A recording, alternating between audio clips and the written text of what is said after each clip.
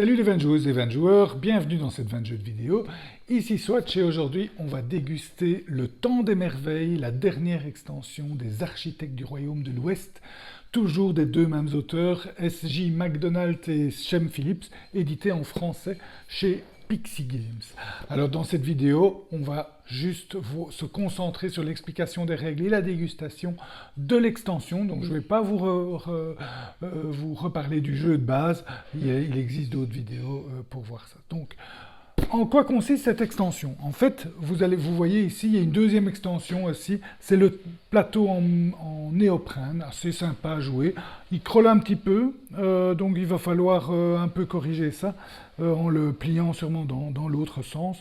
Mais sinon, il est sympa à jouer, c'est assez sympa sur un plateau comme ça en néoprène qui comprend toutes les extensions. Donc l'extension ici, le Temps des Merveilles, mais la première extension ici aussi. Donc vous pouvez jouer à toutes les extensions avec ce plateau-là. Alors, en quoi consiste l'extension? Eh bien, l'extension, lors de la mise en place, on place les 5 merveilles. Ici, donc il y a une cinquième ici, mais qui a été pris par un joueur, je vous la mets ici, voilà. Les 5 merveilles, on mélange ces cartes, on les met comme ça, on en retourne une, et donc, puisque vous voyez, on les retourne de l'autre côté, et l'autre côté, il indique où on va placer la princesse et le profiteur, merci Philippe. Donc le profiteur, ici, il va dans les mines. Donc on a placé le profiteur dans la mine. Et par contre, la princesse va à l'hôtel de ville. Et on place la princesse à l'hôtel de ville. Voilà la belle princesse et voilà le salaud profiteur. Et donc voilà, ça c'est lors de la mise en place. Il y a aussi la piste ici de l'influence et dans l'extension, il y a aussi des personnages supplémentaires. Il y en a 6, 7, quelque chose comme ça, en plus avec chacun leur départ. Vous voyez que le départ ici, on peut avoir des ouvriers dans le corps de garde, on gagne des pièces, on gagne de la vertu, on gagne de l'influence, la nouvelle piste bleue, et des ressources. Et on a un effet, vous voyez ici que quand le joueur place un de ses ouvriers à l'endroit où se trouve le profiteur, il gagne une pièce. Pour Elisabeth ici, eh bien lorsqu'elle engage un nouvel apprenti, elle gagne un marbre. Mais par contre, elle a beaucoup de pièces, elle a 7 pièces, mais 5 ouvriers déjà dans le corps de garde. Donc voilà. Et il y en a encore 4-5 autres supplémentaires. Donc toujours sympa de jouer avec des pouvoirs différents. Le jeu se déroule exactement de la même façon, à l'exception que quand un joueur place un ouvrier à l'endroit où se trouve la princesse, il réalise cette action-ci. Et cette action-ci, c'est quoi? Il peut la réaliser, c'est-à-dire qu'il peut payer une des ressources qui sont ici.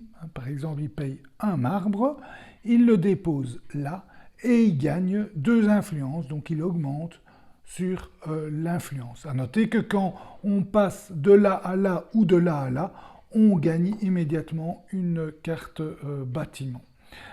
Quand on place un ouvrier chez le profiteur, donc ici, eh bien on gagne immédiatement une influence. Voilà l'effet quand on place. Puis, quand il y a un marché, donc les marchés sont toujours déclenchés de la même façon, mais il y a une façon supplémentaire de déclencher un marché, c'est quand toutes les ressources indiquées ici sont mises. Donc imaginons que toutes les ressources sont mises, donc ici il marque quand les 5 ressources sont mises, jour de marché. Et donc là, même chose, un nouveau marché a lieu. On fait toujours l'effet des cartes apprentis, on fait toutes les étapes de marché habituelles, mais en plus, tous les joueurs qui ont des ouvriers à l'endroit où se trouve le profiteur, dans ce cas-ci, gagnent une dette et envoient tous leurs ouvriers qui sont avec le profiteur dans la tour de garde. Par contre, le joueur qui est majoritaire, donc là c'est tous, là c'est le majoritaire, chez la princesse, gagne le bénéfice qui est ici. Ici, il peut soit gagner une or, soit rembourser une dette. Et vous voyez, les effets sont un peu différents. Là, il envoie tout à la cour de garde. Là, il gagne 2 vertus. Ici, il perd une vertu, là, etc. Donc, vous avez chaque fois des effets différents. Autre effet supplémentaire, c'est que quand on capture tous les ouvriers qui sont chez le profiteur, on gagne une vertu. Et quand on capture tous les ouvriers qui sont chez la princesse, on perd une vertu. Voilà. Ça, c'est pour le profiteur et la princesse. Alors, en tant qu'action de construction, on peut construire des bâtiments, on peut construire la cathédrale, mais on peut maintenant en plus construire une des merveilles. Alors, les merveilles, leur coût, c'est ce qui est indiqué ici. Donc ici, 15 argiles, 7 influences et 5 pièces. Et chaque merveille a sa ressource. 12 bois, 14 pierres, 6 or, 8 marbre. Donc, chaque merveille a son coût en ressources, et chacun une ressource différente, en influence et en pièces. Attention, quand vous avez, avec la princesse, payé éventuellement une ressource pour recevoir le bénéfice, lorsqu'il y a un jour de marché, on met les ressources qui sont ici, on les met sur les cartes correspondantes. Imaginons qu'il y avait également un or, on la met là. On prend la carte, on la retourne de l'autre côté et on place le profiteur, à l'endroit qu'il est marqué ici, l'hôtel de ville, et la princesse ici dans la mine. Quand on fait l'action de construire un bâtiment, on peut aussi construire une des 5 merveilles en payant les ressources indiquées, moins les ressources qui sont mises là. Donc là, pour le moment, on peut, avec 12 argiles, acheter cette merveille-là. Donc, c'est ça l'enclenchement. Vous payez des ressources ici pour gagner les bénéfices, c'est de l'influence, éventuellement une carte de bénéfice de la cathédrale ou une influence, une vertu, pardon. Et en plus, ces ressources, lorsqu'il y a un jour de marché, pouf, montent. Donc, le jour de marché, s'il est déclenché par les 5 ressources, les 5 ressources montent et on retourne. Mais s'il est déclenché par un autre effet, même chose, les ressources qui sont ici montent et on retourne la carte et on la met de l'autre côté. Dernière chose avec cette extension, c'est cette piste d'influence. Donc, la première chose, c'est que vous avez vu, je vous l'ai déjà dit, quand on passe cette étape-là et celle-là, on gagne une carte bâtiment, mais on peut dépenser l'influence quand on veut pour éviter de payer quelque chose. Donc on peut, quand on veut, dépenser 2 influences pour éviter de payer une vertu, ou pour éviter de payer 2 sous, ou 4 influences pour éviter de payer un marbre ou un or. Donc ça, on fait quand on veut. Et donc, vous imaginez bien qu'on va un peu descendre et monter. Et si on descend en dessous et puis qu'on remonte ici, eh bien, on peut repiocher une carte bâtiment. En sachant qu'à la fin du jeu, le joueur majoritaire ici gagne 4 or. Et comme c'est un point de victoire par or, eh bien, ça fait 4 points de victoire supplémentaires. Donc, oui. Merci Philré.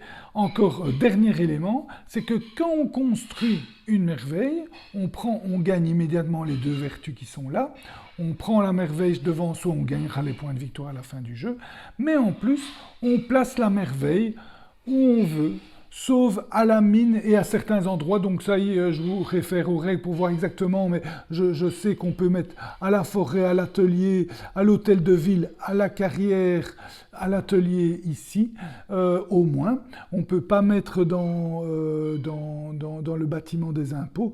Quand on place le bâtiment, eh bien le propriétaire du bâtiment, quand il place un de ses ouvriers à l'endroit où se trouve le bâtiment, eh bien il peut le compter comme un ouvrier à lui. Donc ici, si bleu possède ce bâtiment-là, il place ici, il compte comme 2 ouvriers. Donc ça, c'est le deuxième avantage des bâtiments, où il peut soit le compter comme un ouvrier, soit gagner une influence. C'est indiqué ici en bas sur chaque merveille. Vous voyez, compte comme un ouvrier ou apporte un point d'influence. Et voilà. Vous savez tout sur cette extension. Alors, qu'est-ce qu'on a trouvé? Comment on a trouvé cette extension? Eh bien, d'abord, elle est super.